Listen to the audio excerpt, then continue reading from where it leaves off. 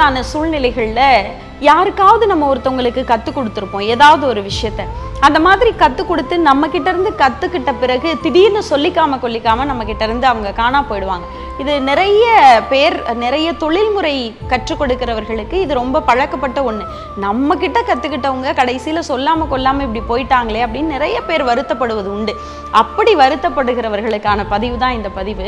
ஒன்றும் இல்லை, ஒரு சின்ன பொண்ணு தினம்தோறும் ஒரு சின்ன கிழியை எடுத்து வளர்த்து வருகிறாள். அப்படி வளர்த்து வருகிற போது ஒவ்வொரு நாளும் ரொம்ப கஷ்டப்பட்டு நுணுக்கங்களாக தெரிந்து கொண்டு அந்த கிளியை பேச வைக்க பழக்குகிறாள். நல்லா பேசி ஊர் முழுவதும் அந்த கிளியையும் அந்த பொண்ணையும் ஆச்சரியமாக பேசி கொண்டிருக்கிற ஒரு சூழ்நிலையில திடீர்னு ஒரு நாள் அந்த கிளி பறந்து போய் விடுகிறது.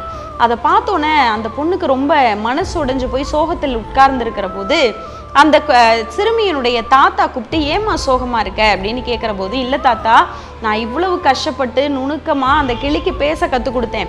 இன்னைக்கு எல்லாம் தெரிஞ்சுக்கிட்டதுக்கு அப்புறம் என்னை விட்டுட்டு போயிடுச்சே தாத்தா, அதை நினைச்சுதான் எனக்கு வருத்தமா இருக்கு அப்படின்னு சொன்னப்ப அந்த தாத்தா ரொம்ப அழகா ஒரு பதில் சொன்னாரா, அது பறந்து போனா என்னம்மா, உனக்கு இந்த பயிற்சியும் இந்த நுணுக்கமும் தெரிகிறது, இதை வைத்து இன்னும் ஆயிரம் கிளிகளை உன்னால் பேச வைக்க முடியும், அதுக்கு ஏன் சோர்ந்து போயிருக்க அப்படின்னு கேட்டபோது அந்த சிறுமிக்கு ஒரு பொறி தட்டியதாம்.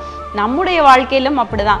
நம்ம கற்றுக் கொடுத்தவங்க யாரோ ஒருத்தர் நம்ம கிட்ட சொல்லாம போயிட்டாங்கன்னு வேதனைப்பட்டுக்கிட்டே இருக்கிறத விட அந்த தொழில் நமக்கு நன்றாக தெரியும், அவர்கள் போனால் என்ன, அவர்களை போல ஆயிரம் பேரை நம்மால் உருவாக்க முடியும் என்கிற நம்பிக்கை இருந்தால் வாழ்க்கையில கவலை இல்லாமல் மகிழ்ச்சியாக இருக்கலாம்.